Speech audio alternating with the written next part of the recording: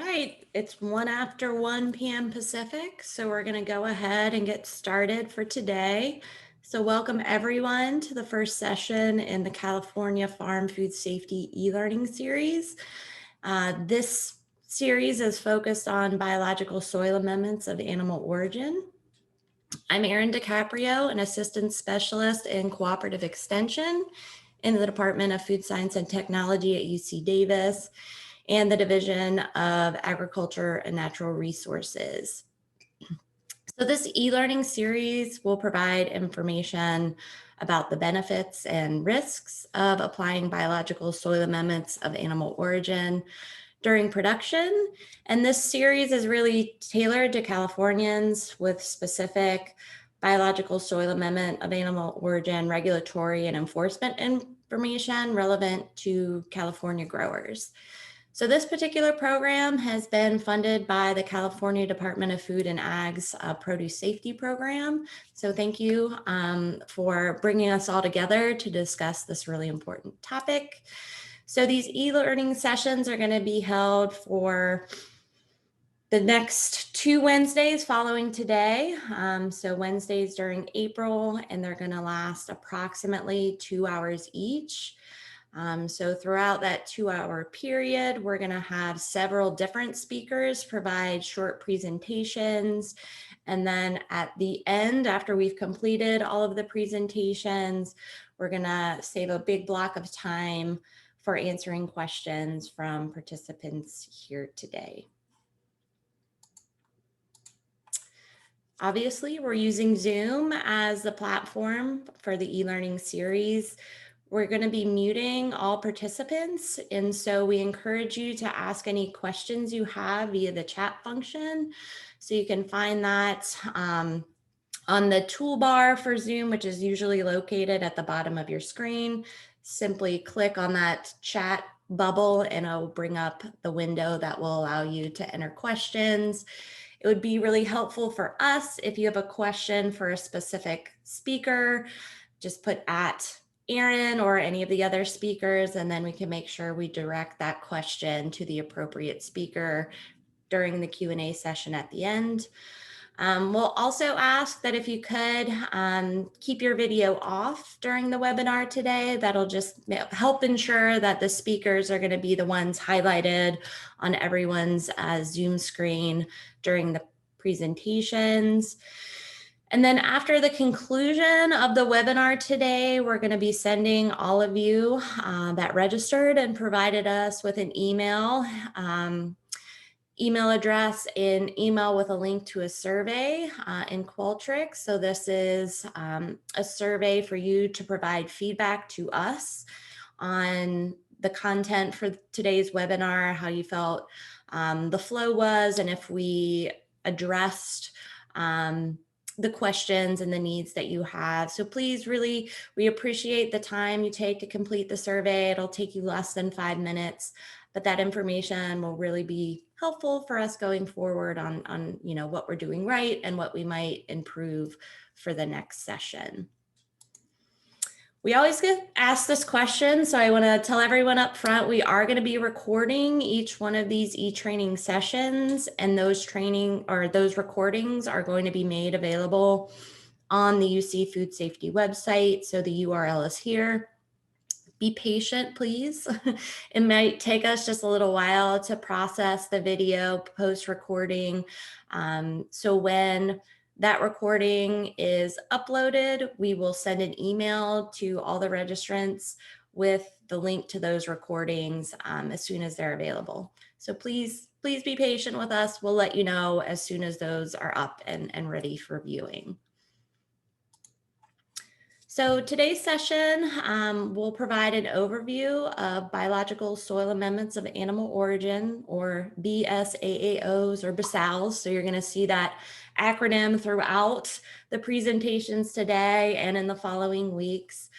And we're going to go through today as well the requirements for biological soil amendments of animal origin in the Food Safety Modernization Act Produce Safety Rules. So broadly, what we're going to cover today are some of the benefits of using these BSAAOs for production, risks associated with untreated or mishandled BSAAOs. We'll also touch on, what is in the produce safety rule related to the application and processing of biological soil amendments of animal origin. And then the last presentation will provide some updates on some of the observations from FSMA produce safety rule inspections that have occurred here in California. I think most of you are aware that rather than having FDA on our farms here in California, the CDFA's Produce Safety Program is the lead on those FSMA compliance inspections here in California. So we have a 2-hour block. We'll plan to take a break about halfway through that 2 hours so you can get up and stretch. Obviously on Zoom, you're welcome to get up, move around, take care of yourself. 2 hours is a long time to sit. So that's kind of the lay of the land for today. As I mentioned already, please, as you have questions, please pop those in the chat. It's helpful for us. If there's someone specific you'd like to address that question, let us know who that person is in the question, and then we'll be addressing all of those questions at the end of today's session. So the speakers for today include myself, Alda Pierce, and Donna Paul Clements. So I'm a virologist and cooperative extension specialist in community food safety in the Food Science and Technology Department at UC Davis and the UC Division of Agriculture and Natural Resources. My research program focuses on understanding the risk factors contributing to foodborne virus contamination of produce, as well as other types of high-risk foods for viral contamination. And we also work to develop strategies to mitigate foodborne outbreaks associated with viruses specifically. My food safety extension program really spans the farm to fork continuum. So I provide food safety information to growers, food processors, state and federal agencies, as well as consumers. So Alda Pierce is an associate specialist in urban agriculture and food safety, and she's in the Department of Population Health and Reproduction in the College of Veterinary Medicine at UC Davis, and also has an appointment with the UC Division of Ag and Natural Resources. So Dr. Pierce has extensive experience in livestock production systems, risk factor analysis, and implementation of risk mitigation and preventive strategies for food animal species. Her research is really focused on pre-harvest food safety and mitigation strategies for reducing food safety risks on the on-farm environment. In her role as a cooperative extension specialist, she also develops and conducts programs that benefit her clientele group, which primarily include small-scale farmers, organic farmers, state and federal regulatory agencies that have a hand in food safety, and also the general public.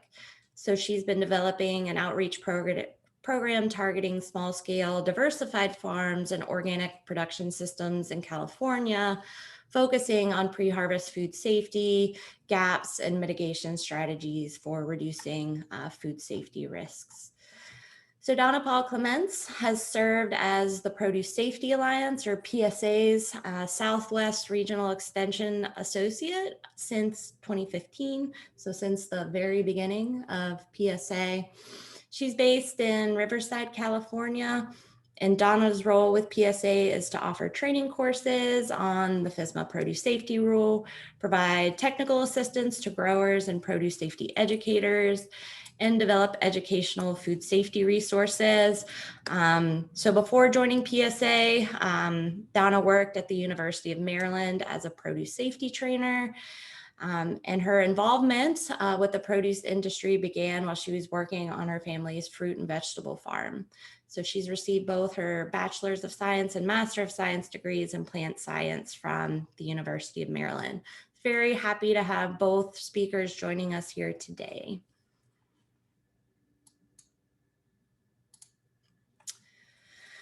So I just wanted to kind of set the stage a little bit, talking about climate change and agriculture and how the use of biological soil amendments of animal origin can serve as a really important strategy for help mitigating the changes that we are seeing in the climate.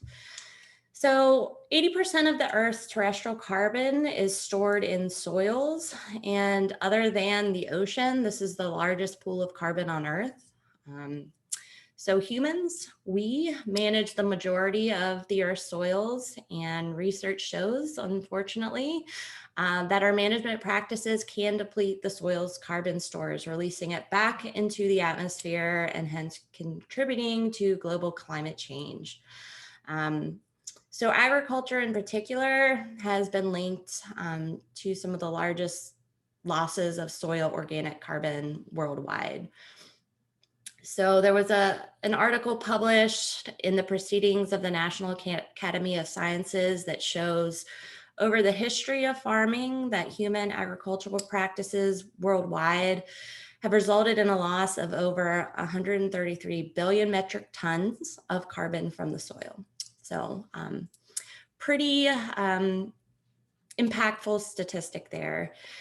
The same study also points out that the rate of carbon loss from agricultural soils has increased dramatically over the last 200 years as more and more land has been converted to crop and rangeland. But fortunately, there are also a number of studies that show that with proper management, some agricultural practices can actually increase the carbon pool in soils, making healthy soils part of the climate change solution. So in a study conducted by the Organic Center in collaboration with Northeastern University, they quantified the non-label stable portion of carbon in over 1,000 samples of organic and conventional soils from all over the United States and found that the organic soils had significantly higher levels of sequestered carbon than their conventional counterparts.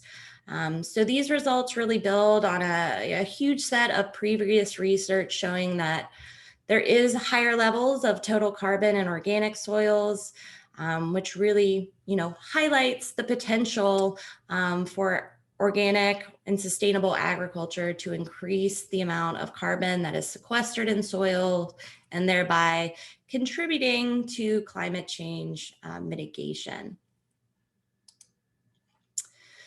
So growers they have a number of different options for improving crop health, which increases improving crop health and soil health, which increases carbon sequestering in that soil. There are many options, but some of the more common include cover cropping, crop rotation, modified tillage practices, and the application of soil amendments. So cover cropping has the benefit of accumulating biomass, therefore sequestering carbon, and also increasing microbial biomass in the soil. It also helps reduce erosion and runoff by holding in soil particles and also slowing down water movement within the soil. There can certainly be other benefits to cover cropping, which would include increasing soil nitrogen if you're using legumes as a cover crop, and cover cropping has also been effective in suppressing weeds. So crop rotation is another strategy for improving soil and crop health, and it's defined as growing a sequence of crops on the same land in succession. It's often most commonly used to break pest and weed cycle, as well as cycle nutrients through the soil. Frequent tillage has been demonstrated to destroy soil structure, which can definitely lead to a loss of soil organic carbon. It also leads to reduced water holding capacity and reduced soil filtration. So no-till, reduced till, and strip tillage, strip tillage help to protect the soil structure. So the benefits include improved water holding capacity, less soil compaction, and improved infiltration. Studies have also demonstrated that reducing tillage leads to higher carbon in the soil and also microbial biomass in topsoils. So soil amendments is really a broad category, and we'll dive in a little deeper to what's included in that group. But generally, they provide nutrients to the soil, including nitrogen, potassium, others, as well as carbon and many other micronutrients. They increase the soil organic matter and also sequester carbon through this process as well. So a soil amendment means any chemical, biological, or physical material that's intentionally added to the soil to improve the chemical or physical condition of the soil in relation to plant growth or improve the capacity of the soil to hold water. So soil amendments include elemental fertilizers, stabilized compost, manure, non-fecal animal byproducts, peat moss, perlites, pre-consumer vegetative waste, sewage sludge, biosolids, can also include table waste, agricultural teas, and yard trimmings. So biological soil amendments of animal origin, this is a specific subset of soil amendments which consist of materials of animal origin. This could be manure or non-fecal animal byproducts. The term biological soil amendments of animal origin, this does not include any form of human waste. So this category of biological soil amendments of animal origin, I think a lot of our heads kind of immediately go to animal manure-based products, but it also includes non-manure animal origin products. So biological soil amendments of animal origin are not primarily used as fertilizer. Instead, the primary benefits of application of these BSAAOs is really increased organic matter in the soil, increased soil fertility, soil structure, and they really serve to enhance the microbial diversity in the soil, which we know is really important for soil health. So each of these, different characteristics, these benefits, they serve the broader purpose of improving agricultural production by improving soil health. So there are certainly many benefits of using biological soil amendments of animal origin. We'll have a speaker join us in the next 2 webinars to speak more specifically about the benefits of using compost, and then speak to other biological soil amendments of animal origin, not as manure-based products, and the benefits of those BSAAOs in production. However, we're really focused in this series talking about food safety and the produce safety rules. So these BSAAOs, aside from, their great beneficial uses for improving soil health and crop production, do come with some potential risks if they're improperly treated or managed. So this particular session of the e-learning series is aimed to provide an introduction to these risks. And again, we're going to have a primary focus on the risks related to food safety, but there are other potential risks to crop health as well as the environment with the application of some of these BSAAOs if they're not treated and managed properly. And then we're also going to dive into the Food Safety Modernization Act's Produce Safety Rule and the requirements as part of that regulation with the treatment, management, and application of biological soil amendments of animal origin. So in the development of that regulation, these biological soil amendments of animal origin were identified as, one of these key risk areas that could introduce food safety hazards. So there are specific requirements in this produce safety rule related to BSAAOs because of that food safety risk.